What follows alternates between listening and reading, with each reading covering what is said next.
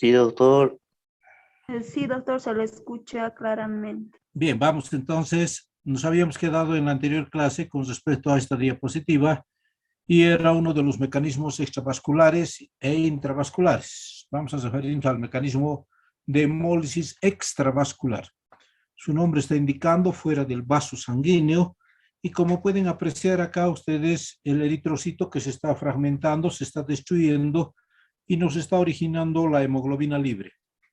Esta hemoglobina libre va a generar las moléculas de hierro y las moléculas de globina. El hierro va a buscar un transportador para nuevamente ir a depositarse o formar entonces la recaptación del hierro.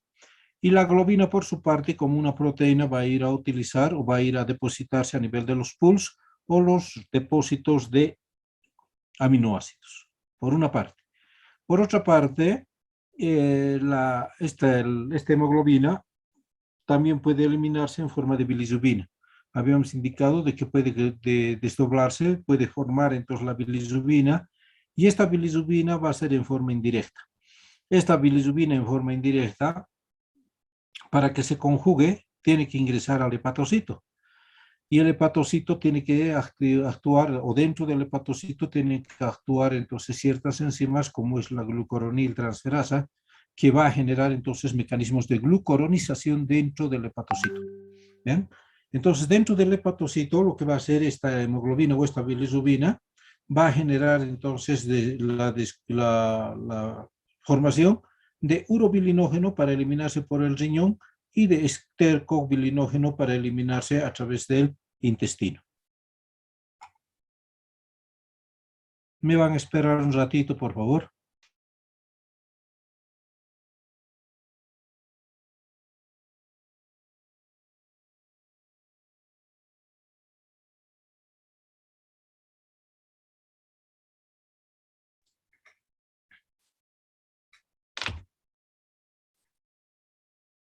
Esto es lo mismo, ¿no? Es una diapositiva que está repitiendo la anterior, dando entonces todo lo que estamos indicando, la eliminación del urobilinógeno, del estercobilinógeno, etc.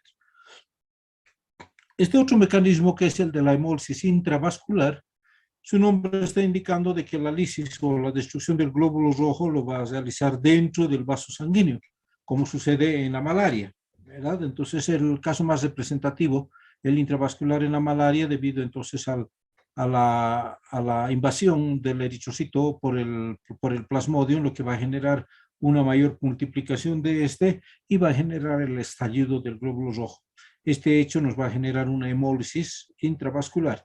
Este hecho va a generar de que la hemoglobina, que está formada por un tetrámero, se convierta por un lado en una hemoglobina dímero y por el otro lado la metahemoglobina, ¿verdad? Entonces va a haber una transformación por oxidación de la hemoglobina en metahemoglobina. Esta metahemoglobina va a liberarse entonces en su fracción de globina para ir a liberarse o para ir a almacenarse en los receptores o en los depósitos de aminoácidos. Y el grupo M, ¿verdad?, va a ingresar entonces a través de la hemopexina, que es una proteína transportadora, la hemopexina, puede ingresar al hepatocito y generar entonces la glucoronización y eliminarse en forma de bilirrubina, en forma de estercobilinógeno o de urobilinógeno. Esa es entonces la característica, ¿verdad? O dentro del hepatocito este grupo M volver nuevamente a la metaalbúmina y generar entonces un depósito en forma de globina. Eso por una parte. Esta hemoglobina dímero a nivel del riñón puede ser eliminado en forma de hemoglobina junta o de hemoglobina entera o de hemosiderina. Vean, y esta hemoglobina también a través de otra proteína transportadora que es la aptoglobina va a ingresar al hepatocito y va a generar entonces el mismo ciclo que hemos referido en formación del urobilinógeno y del estercobilinógeno. ¿Ya? Entonces, dentro de la hemólisis intravascular, hemos indicado de que van a existir la participación de varias proteínas. Uno es entonces la aptoglobina y otra es la hemopexina. Estas entonces nos van a favorecer tanto entonces en el ingreso de los fragmentos, así diremos, o de la hemoglobina que se está de tetrámero a dímero y de metahemoglobina, ingresando al hepatocito y modificando su estructura, ¿verdad? En metaalbúmina y también en hemoglobina y en hemosiderina. Estas son entonces las características y las diferencias que se van a percibir tanto en la hemólisis intravascular como en la hemólisis extravascular. Entonces, dado ello, entonces esto es lo mismo, ¿verdad? Estamos hablando entonces del mismo proceso que se está generando la participación de hemopexina, de hemoglobina, aptoglobina, etcétera, etcétera. La fisiopatología de la anemia hemolítica tenemos que considerar dentro de la anemia o dentro de la hemólisis intravascular y extravascular, tenemos un trauma torácico, ¿no? El trauma torácico que nos puede generar una anemia microangiopática, ¿verdad? Estamos hablando entonces de alteraciones de los vasos sanguíneos con espasmo o de estenosis, lo que va a determinar entonces un paso muy dificultoso de los glóbulos rojos a través de esa estenosis y nos va a determinar entonces una destrucción. Habíamos hablado de la anemia de la Marsa, es decir, de que los atletas o las personas que realizan entonces atletismo o las personas que realizan una actividad física por tiempo prolongado pudiesen generar entonces una hemólisis de los glóbulos rojos, ¿verdad? Y segundo, por cuerpo extraño a nivel de las válvulas mecánicas del corazón. Otra función entonces dentro de las hemólisis intravasculares es la participación del complemento como un mecanismo de generar anticuerpos y también antígenos, ¿verdad? Entonces va a ser una reacción antígeno-anticuerpo a nivel de las membranas de los glóbulos rojos. Y también tenemos los procesos infecciosos que van a hacer de que lisen los glóbulos rojos en mayor o menor proporción, dependiendo siempre de la intensidad, de la cantidad entonces de gérmenes, de la cantidad de células que sean comprometidas entonces por ciertos factores infecciosos y también determinen entonces, o tóxicos infecciosos que determinen entonces la lisis del glóbulo rojo. Por una parte, las hemólisis extravasculares se va a generar por remoción y destrucción del sistema retículo endotelial o sistema fagocítico mononuclear y también la red sinusoidal del sistema retículo endotelial. Es decir, entonces estamos hablando de lo que es el vaso, que es el principal representante, ¿verdad?, de generar un secuestro o lisis o depuración de todo lo que son los glóbulos rojos cuando ya han llegado a sus 120 días de vida. Con ello podemos decir entonces de que la hemólisis va a generar un mayor catabolismo, ¿verdad? Una mayor destrucción de los glóbulos rojos. Y al mismo tiempo, cuando se está destruyendo los glóbulos rojos, se están destruyendo las moléculas de hemoglobina en sus dos porciones, globina y hemo. Entonces, de que la hemólisis va a generar un catabolismo del grupo hemo y va a formarnos una liberación de bilirrubina no conjugada. ¿Vean? Entonces, esta es la causa entonces por la cual la bilirrubina va a comenzar a incrementarse, porque hay un mayor catabolismo del grupo M o del grupo hemo, ¿verdad? Entonces, la bilirrubina no conjugada, también conocida como bilirrubina indirecta, ¿verdad? Esto va a comenzar a incrementarse. Por encima, entonces, normalmente se puede considerar hasta unos 2 miligramos por litro, ¿verdad? O por decilitro, por ml. En cambio, dentro de la hemólisis ya podemos considerar cifras de 4 a 5 miligramos por decilitro. Este hecho entonces ya genera pues una sintomatología grande debido entonces a una mala reabsorción ya por los túbulos colectores a nivel renal pues de esta bilirrubina, hecho que se tiene que eliminar en forma de bilirrubina o también entonces hacer depósitos, ¿verdad? Y lo que nos va a dar sintomatología ya apreciable en el paciente, de una ictericia muy marcada, ¿no? Luego tenemos que decir que el nivel de la bilirrubina no conjugada, es decir, la indirecta, puede ser entonces bastante alto como para producir una ictericia, ¿vean? Y lo aconsejable, vean ustedes que la bilirrubina es mayor a 84 molas por litro o de 2 miligramos por 100 ml. Entonces, esto ya es suficiente para que el paciente ya comience a presentar una ictericia. Luego tenemos que valorar la concentración de la bilirrubina, ¿no? No conjugada a la indirecta, que puede modificarse también dependiendo de la capacidad entonces que tiene o de conjugación que tienen las células hepáticas. Me estoy refiriendo a trastornos entonces o hepatopatías o trastornos del hígado que generen entonces algún proceso inflamatorio, infeccioso, neoplásico, fibroso del hígado que determine una alteración entonces en su función. Y ese hecho hace de qué? De que comience a alterarse la presentación o la formación de enzimas dentro del hepatocito que favorezcan la glucuronización de la bilirrubina, ¿verdad? Entonces, quiero decir con ello de que a mayor lesión del hígado va a existir menor cantidad de enzimas que glucoronicen la bilirrubina y este hecho genere entonces una elevación de la bilirrubina directa e indirecta, ¿verdad? Y como causas o como representantes entonces de este tipo de patologías, de hepatopatías, tenemos el síndrome de Gilbert, ¿verdad? El Gilbert, juntamente con el síndrome de Rotor y el síndrome de Dubin-Johnson, son entonces los máximos representantes entonces de estas hepatopatías debidas entonces a alteraciones enzimáticas dentro del hepatocito. ¿Bien? Esto es lo más representativo. También tenemos que considerar de que la bilirrubina no conjugada o indirecta nunca debe superar de los 75 a 85 milimolas. Me estoy refiriendo de 4 a 5 miligramos. Ese es entonces el tope que se tiene que pensar o que se tiene que identificar en las muestras o en los exámenes de bilirrubina o del perfil hepático. Cuando encuentren entonces cifras mayores de ello, siempre piensen ya en una lesión o en una alteración de la función hepática, ¿verdad? Una función hepática. Otra enzima que pudiese entonces también establecerse en la función hepática o en el perfil hepático que van a pedir ustedes en el paciente va a ser la lactodeshidrogenasa, ¿verdad? Sobre todo la lactodeshidrogenasa 2, que nos va a generar entonces una alteración o por una destrucción acelerada de los eritrocitos. Y también entonces vamos a considerar la elevación de una transaminasa, que es la oxalacética, ¿verdad? La oxalacética que se va a modificar entonces en cierto grado, pero no así la pirúvica cuando veamos y queramos hacer la interpretación de la bilirrubina, o perdón, del perfil hepático cuando estemos sospechando de una anemia de tipo hemolítica. En esta diapositiva quiero expresarles entonces de que la anemia hemolítica puede ser de dos causas, una causa adquirida y una causa hereditaria. Cuando pienso entonces de que es una adquirida, tengo que pensar si es inmune o no es autoinmune, o perdón, si es inmune y otra si no es inmune. Si es inmune o no inmune, tengo que realizar una reacción de antígeno-anticuerpo, ¿verdad? ¿Y qué es entonces el CUMS directo? En el CUMS directo va a generar entonces, si es CUMS directo positivo, me está indicando de que hay componente inmunológico. Pero si es negativo, el componente no es inmunológico. Tendrá que ser otra causa que está generando, ¿verdad? La hemólisis en la causa adquirida.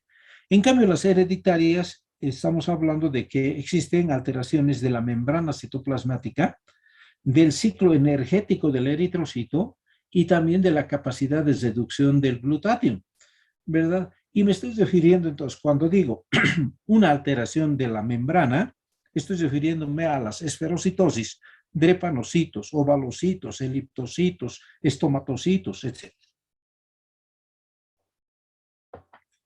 Las talasemias, que son entonces hemoglobinopatías que van a generarnos anemias hemolíticas. Y dentro de estas deficiencias de la glucosa 6-fosfato deshidrogenasa estamos hablando de lo que es entonces las eritroenzimopatías. Entonces las hereditarias se van a clasificar en dos grupos, en membranopatías y en eritroenzimopatías. Dentro de las membranopatías tenemos las esferocitosis, las eliptocitosis, los esquistocitos. Dentro de la deficiencia o dentro de las eritroenzimopatías, lo más representativo entonces tenemos lo que hemos indicado por deficiencia de la glucosa 6-fosfato deshidrogenasa, ¿verdad? O por una alteración de la glucoronización a nivel del hígado.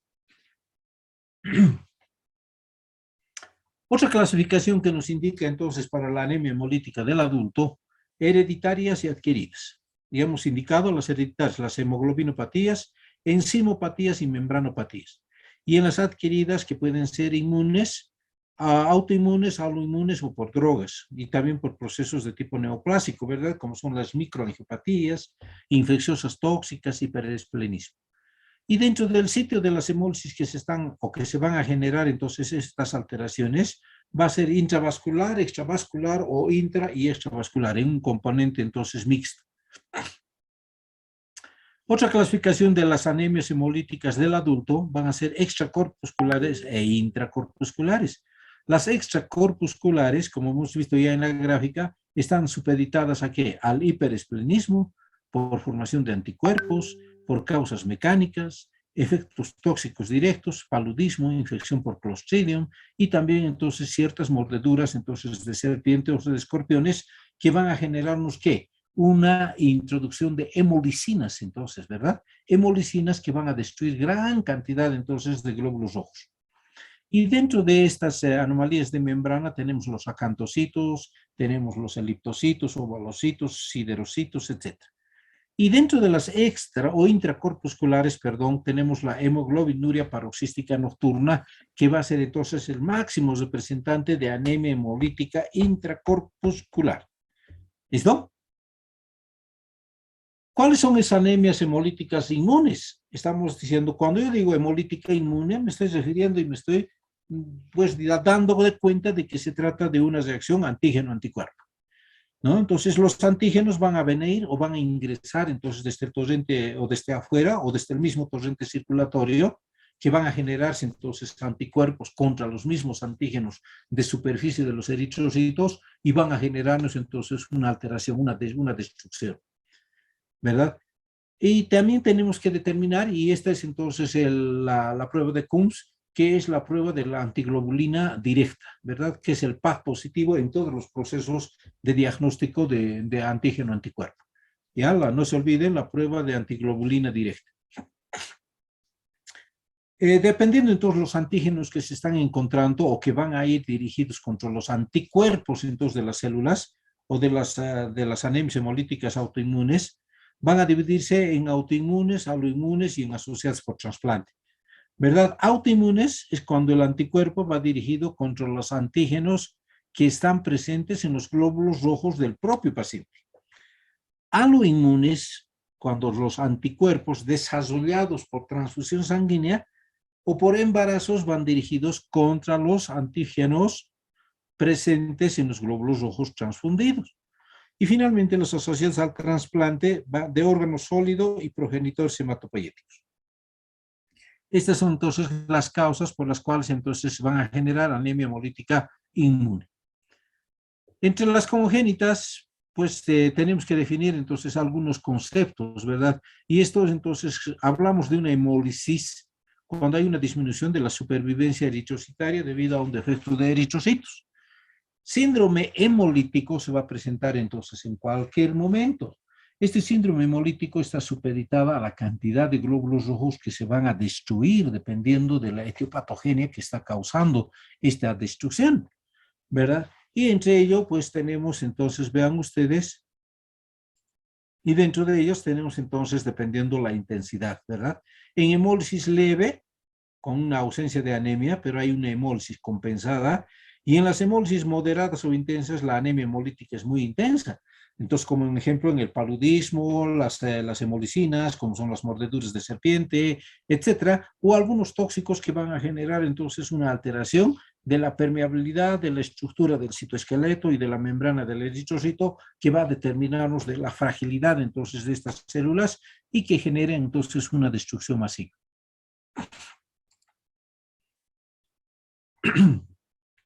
Habíamos hablado de las membranopatías, ya no vamos a repetir, son alteraciones entonces estructurales de la membrana del eritrocito, debido entonces a la cantidad y a la disposición que tienen todas las proteínas de membrana, es decir, una alteración de los fosfolípidos y de las proteínas de la membrana, ¿verdad? Y dentro de estas vean ustedes los esferocitos, los eliptocitos y los estematocitos que les estamos indicando. Dentro de las eritroenzimopatías, entonces lo más importante era que generaba una alteración del metabolismo antioxidante. Y dentro de este metabolismo antioxidante, el más representativo estaba entonces el trastorno de la glucosa 6-fosfato deshidrogenasa. Esto entonces es lo más factible. La demás patología pudiese también entonces presentar, pero el diagnóstico es mucho más específico, especialidad con solicitud entonces de múltiples pruebas, tanto entonces de proteínas, antígenos, anticuerpos, tenemos que buscar entonces aspectos genotípicos, fenotípicos, o sea, cosas que no van a poder entonces apreciar, pero sí lo único que podemos decir y pensar entonces como estudiantes y como médicos generales es de la posibilidad de diagnósticos de la glucosa 6-fosfato de deshidrogenasa. Piensen en un Gilbert, piensen en un Rotor, piensen en un Dubin-Johnson, cuando la bilirrubina entonces se incrementa, entonces de pronto, ¿verdad? Sin un causal, después de un ejercicio, después de un trasnoche, etcétera, que haya generado, entonces, si el paciente despierte amarillo, entonces piensen en esa posibilidad hepática, ¿listo? O de esa hepatopatía. Dentro de los síntomas y signos que vamos a encontrar, tenemos que puede ser asintomático, puede haber disnea, ¿verdad? Puede haber disnea, fatiga, debilidad, confusión, dolor lumbar, dolor tóraco-abdominal. Y de los signos tenemos que encontrar pues una disminución del gasto cardíaco, hay taquicardia, hay palidez, hay ictericia, coluria, y hay úlceras en los miembros inferiores.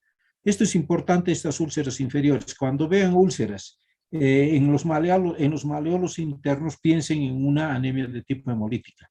Y si ven úlceras en las partes externas de los maleolos, piensen en una insuficiencia vascular venosa, superficial o profunda.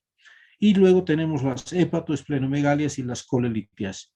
Nunca entonces dejen de pensar en una colelitiosis de origen entonces de una anemia hemolítica, ¿verdad? Siempre y cuando se esté pensando en una causal.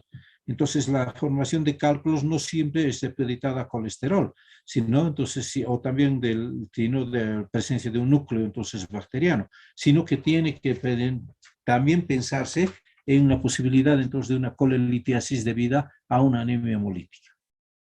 Entre los laboratorios, ya saben ustedes, hematológico y bioquímico, y dentro del hematológico, vean ustedes, hemogramas, reticulocitos, frotis de sangre, el CUMS, que habíamos indicado, el PAD, ¿verdad? La PAMO, o la función aspiración de médula ósea, y la electroforesis de proteínas. Y en la bioquímica, ya saben, la lactodeshidrogenasa, la bilirrubina indirecta, las aptoglobinas, las hemoglobinurias y las hemosiderurias, que son entonces las proteínas que son transportadoras de la hemoglobina, ¿verdad? Esto es lo propio, ¿verdad? Entonces en sangre, ya no vamos a repetirlo, lo propio entonces estamos viendo en acá, y lo que nos interesa es esto, ¿verdad? Tenemos que hacer la diferencia entre una hemoglobinuria y una hematuria. Cuando vean entonces hemoglobina libre en la orina, hemoglobina libre, entonces ya piensen en una hemoglobinuria debida a una hemólisis. En cambio, si ven entonces glóbulos rojos, sangre, entonces, y restos entonces celulares o hemoglobina entonces crenada, ¿verdad? O glóbulos rojos crenados, piensen entonces en una hematuria, ¿verdad? ¿Y por qué se va a presentar hemoglobinuria libre? Hemos indicado de que esta hemoglobina, cuando ha pasado al torrente circulatorio y ha llegado hacia el riñón, esto tiene que eliminarse, pero los túbulos colectores de los riñones tienen que absorber la capacidad. Si esa capacidad de los túbulos colectores ha sido superada por la concentración de bilirrubinas, se va a eliminar y por lo tanto va a haber una hemoglobinuria. Y esta es entonces la causa de las hemoglobinurias paroxísticas nocturnas, ¿verdad? En la noche las orinas son muy oscuras y en el día, a medida que va transcurriendo, estas orinas se van aclarando. ¿Vean? Entonces esta es la prueba de Ham o las pruebas entonces de los vasos en las cuales entonces van ustedes, piden entonces la orina, es un aspecto de Coca-Cola. Y a medida que pasan las horas, entonces esta orina se va aclarando. Entonces Ham positivo y estamos pensando en una hemoglobinuria paroxística nocturna.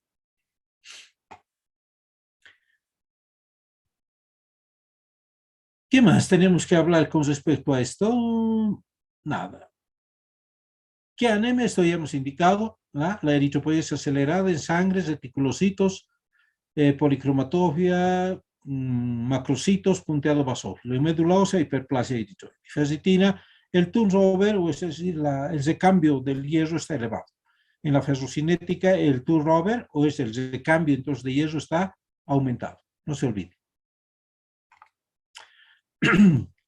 Esto también ya no vamos a repetir, ya hemos indicado los signos y síntomas, y lo que importa aquí es el tratamiento.